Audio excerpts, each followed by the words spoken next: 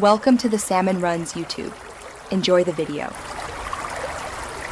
In this video, I will explain how to get card from Binance updated. Sign into your Binance account and open the card tab, complete KYC verification, then request the physical card in 3 simple steps. Choose your card currency, set a funding source, and confirm your delivery address.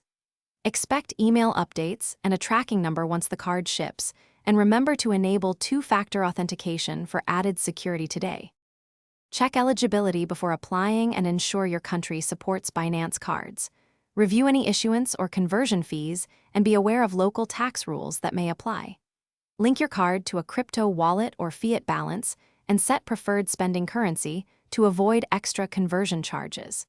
Keep transaction records for budgeting and tax purposes, and use the app to freeze or unfreeze the card if needed.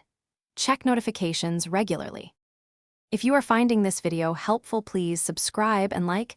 It really helps the channel.